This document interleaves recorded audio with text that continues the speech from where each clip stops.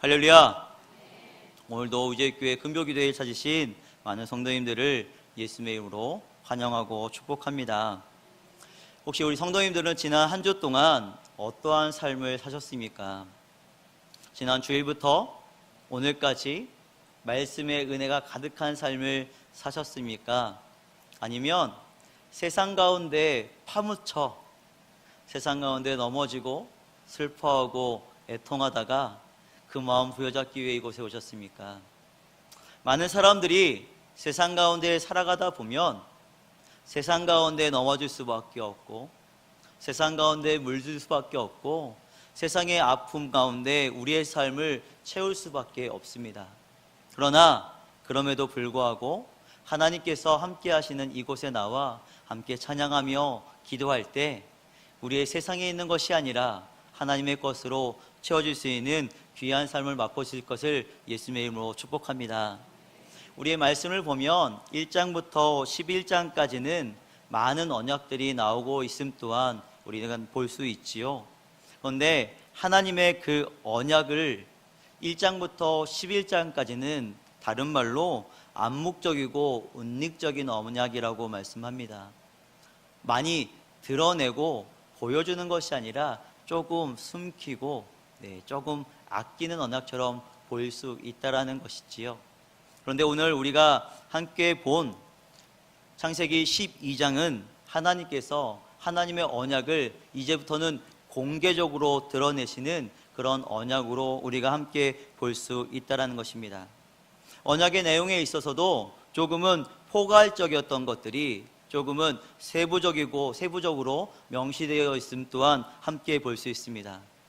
아브라함의 언약 내용은 바로 자손의 언약과 또 땅의 언약, 우리가 잘 알고 있는 복의 언약으로 나뉘어질 수 있지요. 아브라함의 언약은 하나님의 언약적 구속사의 새로운 전환점을 이루고 있음 또한 함께 볼 수 있다는 것입니다. 지난주에 오광기 목사님께서 구약에 있는 내용을 파노라마처럼 쫙 보여주지 않습니까? 그것이 모든 것이 이어지는 것은 바로 하나님의 언약이고 구속사적인 예수 그리스도의 예표로서 우리 성도들에게 하나님의 모습을 발견할 수 있는 그런 말씀으로 우리에게 주어졌다는 것이지요. 특별히 오늘 우리가 함께 보았던 12장 1절부터 3절의 내용은 하나님께서 우리에게 주어지는 언약 가운데 일방적으로 맺어주시는 하나님의 은혜의 언약으로 우리 함께 볼 수 있다는 것입니다. 하나님께서 우리를 선택하셔서 하나님께서 은혜를 부어주신 것입니다. 우리가 무엇을 잘해서 앞에 우리 오늘 찬양팀이나 복지사팀처럼 찬양을 잘하고 예배를 잘하고 아니면 열심히 섬겨서 하나님께서 너 복 줄게 라고 이렇게 기특하다라고 말씀하신 것이 아니라 하나님께서 너에게 복을 줄 거야 라고 일방적으로 우리에게 선택하셔서 주신 언약이라고 말씀하고 있다는 것이지요. 이 언약이 무엇과 차이가 있습니까? 바로 창세기 3장 15절에 있는 여자의 후손을 통하여 주신다는 그 언약과 조금은 차이가 있지만 그 언약에 더불어서 하나님의 말씀으로 말미암아 아브라함과 맺었던 언약이 조금 더 진보되어지고 우리에게 다가오는 언약으로서 하나님의 은혜를 우리에게 느끼고 만끽하게 하실 수 있는 삶으로 다가오게 하신다는 것이지요. 우리가 함께 보았던 창세기 12장부터 하나님께서 아브라함과 어떻게 언약을 맺으셨고 그 언약이 무엇인지 오늘 함께 살펴보기를 원합니다. 창세기를 기록한 누구죠? 창세기 누가 기록했죠? 모세가 기록했죠. 모세는 아브라함의 언약을 기술하기 전에 11장 27절부터 32절까지 아브라함의 가족의 배경에 대해서 이렇게 설명하고 있는데요. 우리 한번 퀴즈를 한번 내보겠습니다. 제가 지난주에 초등부 설교를 좀 준비하다 보니까 자꾸 질문을 하게 되고 확인을 하게 되더라고요. 그래서 말씀이 계속 이어지기 때문에 다시 한번 물어보겠습니다. 아브라함의 아버지가 누구입니까? 네? 누구이죠? 데라입니다. 11장 27절부터 32절에 보면 나와 있는데요. 그럼 아브라함의 형제 이름도 나와 있습니다. 혹시 아십니까? 나홀과 하란이라는 두 명의 이름이 있지요. 그렇다면 우리가 잘 알고 있습니다. 아브라함의 고향은 어디입니까? 갈대아 우르였습니다. 이곳에서 하나님께서 지금 말하는 그 우르 지역은요, 이라크 바그다드 동남쪽에서 한 300km 정도 떨어져 있는 곳인데요, 그곳에서 갈대아 우르 지방에 데라의 가족 아브람과 하란과 나홀의 세 형제가 함께 살고 있었다는 것을 볼 수 있지요. 그런데 한 형제 하란은 11장 28절에 보니까 아비보다 더 먼저 죽었다라고 이야기합니다. 아브라함은 누구와 결혼했습니까? 우리가 잘 알고 있는 사라가 아니고 그때는 사레와 함께 결혼했고 자식이 없었음 또한 함께 볼 수 있지요. 그런데 아버지 데라는 가족을 데리고 갈대아 우르를 떠나 가나안 땅을 향해서 하나님께서 주시는 그 말씀을 받고 떠나갔다라는 것 또한 함께 볼 수 있지요. 데라가 우르를 떠나 가나안으로 가게 된 이유에 대해서는 사도행전 7장 2절부터 4절에 보니까 하나님께서 아브라함을 부르셨는데 그 아버지도 함께 떠났다라고 말씀하고 있다라는 것입니다. 가나안은 우리가 지금 잘 알고 있는 팔레스타인 지역에 있습니다. 데라의 가족은 가나안으로 그런데 곧장 가지 못하고 우리가 잘 알고 있는 하란이라는 곳에 머물렀다는 것이지요. 왜 그곳에 머물렀을까요? 성경에서는 왜 데라와 아브라함이 그곳에 머물렀는지는 자세하게 설명하고 있지는 않습니다. 그런데 그 하란이라는 지역은요, 지금 보면 성경에서 여러 단어가 있지만 바담 아람이라고 하는 지명으로도 쓰이는데, 이것은 무역의 중심이고 굉장히 성형한, 굉장히 무역으로 풍성함이 있는 도시였다라고 이야기합니다. 그런데 한 주석가는 이렇게 얘기합니다. 갈대아 우르 지역에 있던 달의 신을 섬기던 그 데라의 가족이 하란에 갔는데 그곳에서도 달의 신을 섬겼기 때문에 풍성함도 있고 자신이 섬기던 신도 있었기 때문에 겸사겸사해서 머물렀다라고 하는 신약자도 있다는 것이지요. 그런데 여호수아서 24장 2절에 보니까 이렇게 말씀합니다.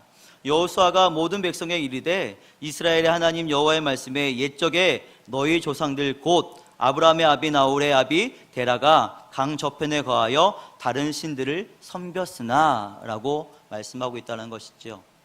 아브라함에게 너는 본토 친척 아비 집을 떠나 내가 너에게 지시한 땅으로 가라 했는데, 데라는 하나님의 말씀을 쫓아 가고 있었지만 하란 지방에서 하나님의 말씀도 들었지만 다른 신들도 함께 섬기고 있었다라고 말씀하고 있다는 것입니다.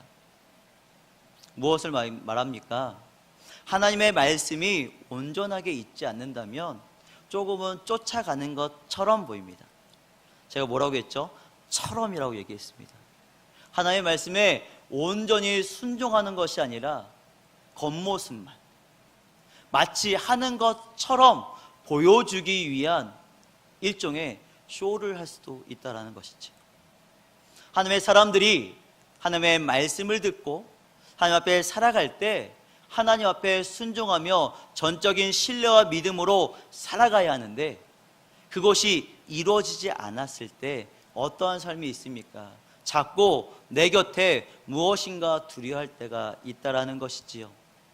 그 아비만 그랬겠습니까? 아닙니다. 창세기 31장 53절에 보니까 아브라함의 하나님, 나홀의 하나님이라고 말씀하고 있는데요, 그 지방에서 있던 그 형제들 또한 아직까지도 하나님을 믿었지만 그 하란 땅에서 하나님뿐만이 아니라 그 지역의 우상들도 함께 믿고 있었던 그들의 모습이 성경에 나타나고 있었다는 것입니다.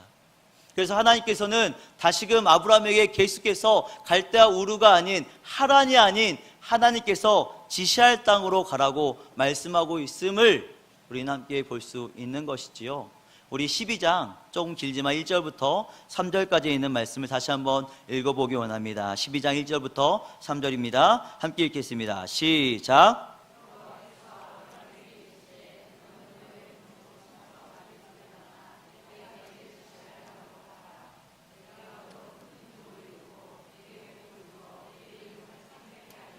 너는 복의 근원이 될지라. 너를 축복하는 자에게는 내가 복을 내리고 내가 저주하는 자에게는 내가 저주하리니 땅의 모든 족속이 너를 인하여 복을 얻을 것이라. 아멘. 하나님께서 아브라함을 부르실 때 먼저 떠나야 할 대상, 또 떠날 대상을 아주 분명하게 말씀합니다. 어디라고요? 무엇이라고요? 너는 너의 본토 친척 아비 집을 떠나. 본토 친척 집은 떠났습니다. 어디가 남았을까요? 네, 아비 집. 우리가 잘 알고 있는 대로 하나님의 말씀은 구체적으로 명시되어져 있지요. 아직 아브라함이 하나님의 말씀에 온전히 순종하지 못하는 모습 또한 우리가 함께 볼 수 있는 것이 아닙니까? 여기서 조금 더 중요한 것이 있습니다. 바로 가라는 것입니다. 하나님께서 말씀하실 때 우리에게 가라라고 명령하신다면 우리는 어떻게 해야 합니까? 네, 군대처럼 Yes sir, 알겠습니다 라고 하면서 가면 되는데, 잠깐만요 하나님, 뭔가 좀 필요한 것 같은데요, 짐 좀 싸고요, 아니면 뭐 좀 정리하고요, 나에게 필요한 것들에 내가 소유를 채우고 내가 가면 어떻겠습니까? 라고 하는 것들이 우리의 마음 가운데 있다라는 것이지요. 근데 하나님께서는 너의 본토 친척 집을 떠나라고, 하나님께서 내가 지시할 땅으로 가라라고 말씀하고 있음 또한 우리는 볼 수 있다는 것이지요. 그런데 하나님께서 먼저 본토 친척 아비 집을 떠나라고 하셨을 때 그 아브라함에게 무엇을 요구하시기에 떠나라고 말씀하셨을까요? 두 가지로 볼 수 있는데요. 첫 번째는 아브라함이 아버지를 의지하는 것이 아니라 하나님만을 의지하게 만들기 위해서 그러셨다는 것입니다. 누구를 의지하기 위해서? 하나님만을 의지하게 하기 위해서. 하란은 여호와 하나님을 섬기는 곳이었다라고도 말씀합니다. 창세기 24장을 보니까 그렇게 말씀하고 있어요. 근데 그곳은 하나님만을 섬기는 것이 아니라 하나님도 섬기는 곳이었다는 것입니다. 하나님께서 구체적으로 아브라함에게 너 가나안 땅으로 가라고 말씀하지 않았지만 그곳은, 그 하란이라는 곳은 아브라함이 정착할 곳이 아니었다는 것을 말씀하고 있다라는 것이지요.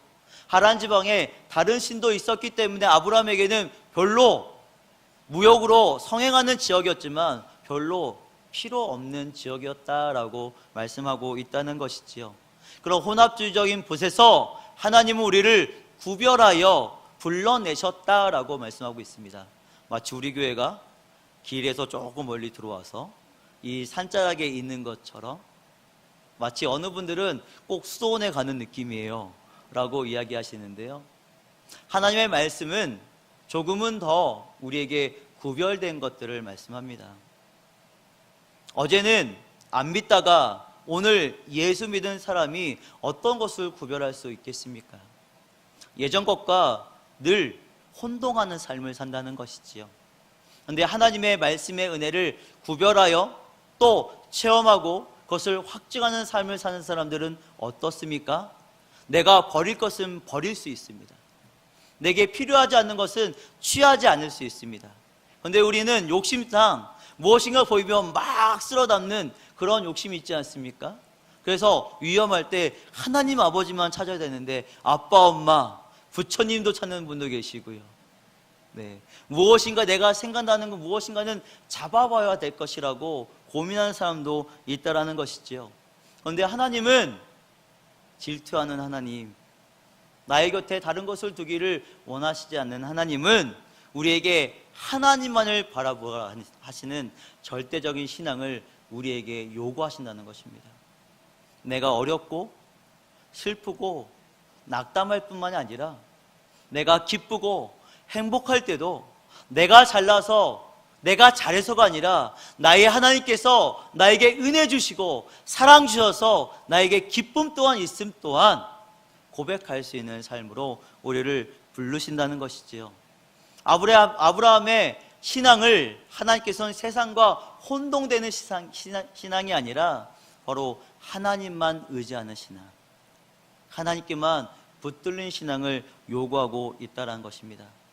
또 하나는 바로 아브라함이 안전된 땅에서 하나님의 그 언약을 믿고 따라갈 수 있는 믿음으로 살도록 부르셨다는 데 있다는 것이지요. 데라의 가족은 가나안으로 가는 길에 하란에 머물렀다라고 말씀드렸지요. 하란은 어쩌면 풍성하여서 안정된 보장이 있습니다. 무엇인가 될 것 같은 눈에 보이는 안목이 있다라는 것이지요. 그런데 하나님의 요구하시는 것은 무엇입니까? 인간의 욕심과 눈으로 보는 것이 아니라 하나님이 허락하시는 은혜, 하나님이 주시는 그 약속의 은혜를 바라보게 하시고 이끄신다는 것이지요. 내가 하는 것이 아니라 하나님께서 하시고, 내가 할 수 있는 것이 아니라 하나님께서 베푸신 것을 할 수 있게 만드시는 분이 바로 하나님이신데, 그 하나님을 믿고 살아가라고 말씀하고 있는 것 아니겠습니까? 하나님께서 내가 지시할 땅으로 가라고 말씀합니다. 네가 보기에 좋은 땅, 네가 선택할 땅이 아니라 하나님께서 허락하시는 은혜와 사랑으로 말미암아 보여주는 곳으로 가야 한다라고 말씀하고 있는 것 아니겠습니까? 그렇게 될 때 하나님께서는 뭐 어떻게 하십니까? 아브라함에게 모든 것을 내어놓고 갈 수 있는 삶, 모든 것을 정리하여 꾸리고 이제는 새로운 도전을 할 수 있는 그 삶을, 용기를 우리에게 허락하신다는 것이지요. 우리 12장 5절에 있는 말씀 한번 볼까요? 함께 읽겠습니다. 함께 읽습니다.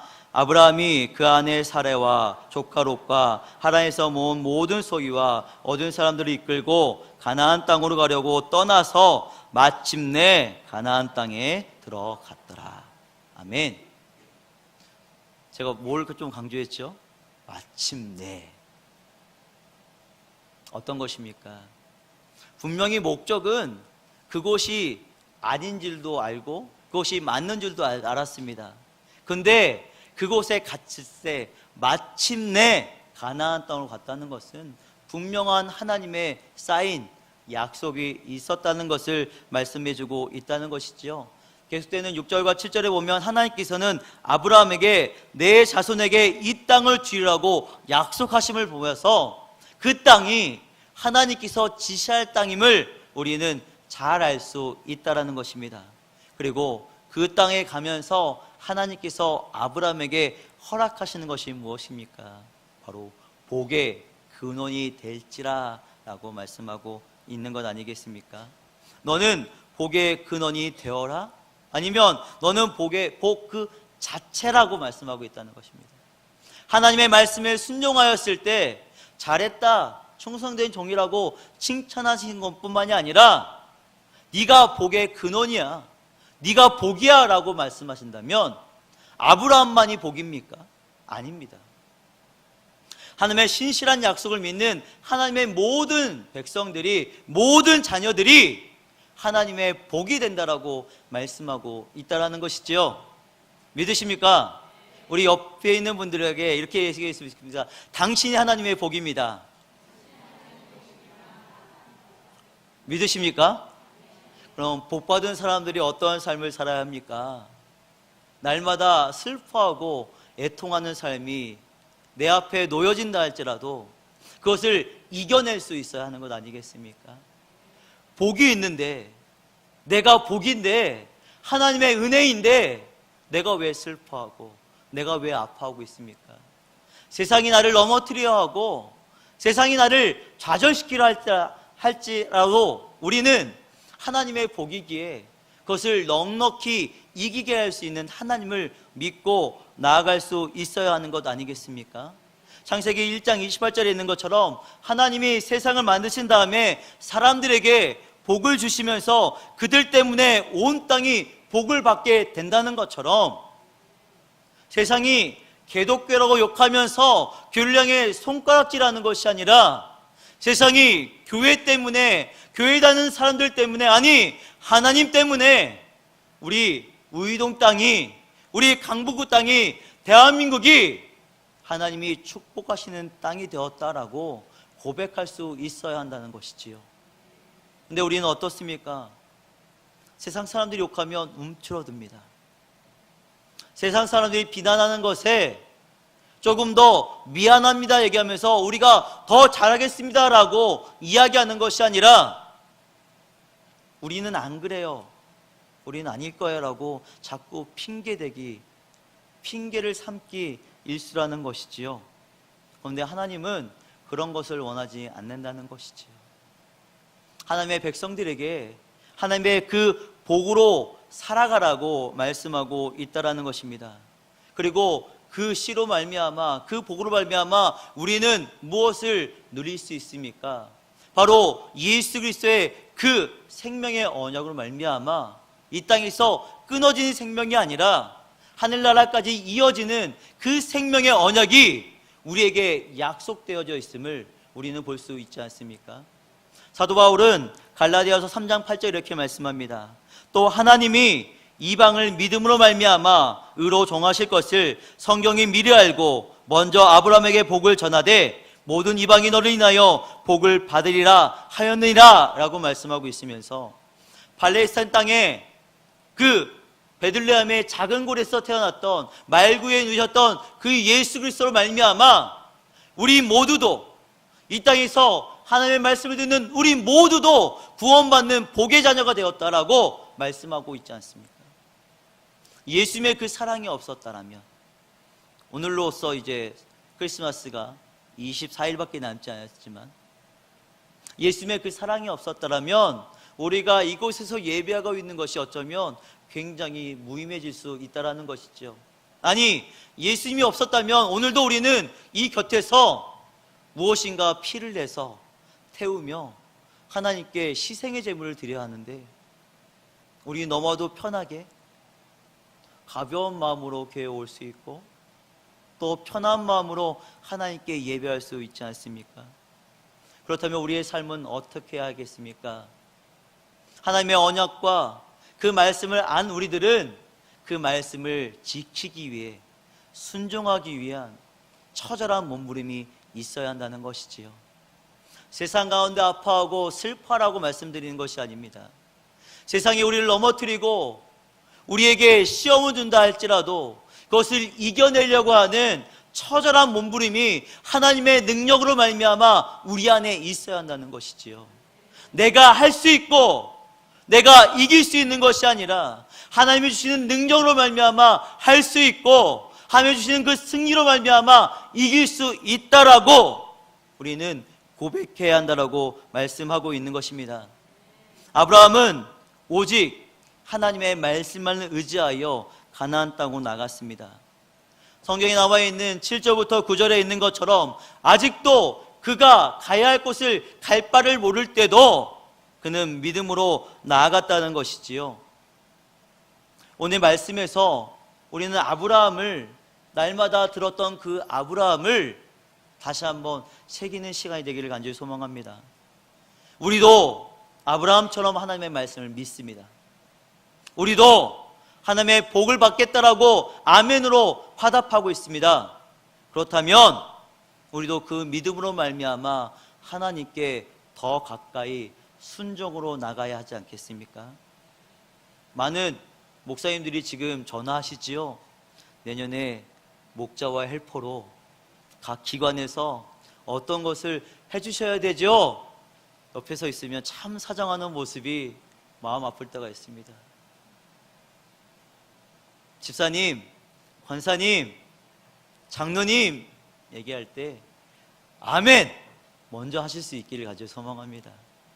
어떠한 내용이, 어떠한 부탁이 우리 성도님들께 다가온다 할지라도 저는 못해요, 저 좀 빼주세요, 나 좀 놔주세요 라고 그렇게 얘기하는 것이 아니라 하나님 앞에 내가 무엇이든지 넉넉히 감당할 수 있겠노라고, 예수 그리스도의 그 보혈이 나를 살린 것처럼 내가 말씀을 말미암아 모든 것을 감당해 내겠노라고 고백할 수 있는 우리 주의 모든 성도님 되시기를 예수님의 이름으로 축복합니다. 우리의 삶은 하나님이 주시는 은혜 가운데 놓여져 있습니다. 안 되는 것이 아니라, 못하는 것이 아니라 조금만 용기 내어진다면, 하나님이 주시는 그 신실하신 약속을 믿는다면 우리가 할 수 있는 것이지요. 한 장로님이 일은 시작하는 데 있습니다 라고 얘기하셨습니다. 시작하는 데에 달려 있습니다. 첫 걸음 떼기가 어렵지 한 걸음 떼면 갈 수 있지 않습니까? 우리 제일교회는 첫 걸음을 뛸 수 있는 믿음이 날마다 생겨나기를 간절히 소망합니다.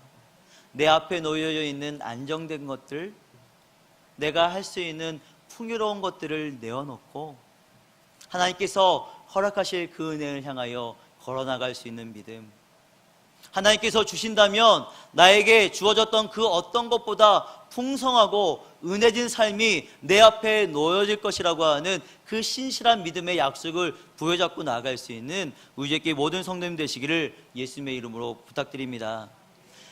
히브리서 11장 1절을 보면 믿음은 바라는 것들의 실상이요 보지 못하는 것의 증거라고 말씀하고 있지 않습니까? 하나님께서 우리에게 보여주시지 못한 것도 우리는 믿고 나아갈 때 지금보다 훨씬, 지금까지 주어졌던 것보다 훨씬 많은 은혜가 우리 앞에 놓여지고, 그 은혜로 말미암아 세상 가운데 하나님은, 예수님은 우리에게 어떤 분이라고 담대히 증거해 나갈 수 있는 그런 우리 주의 성도님 되시기를 예수님의 이름으로 부탁드립니다.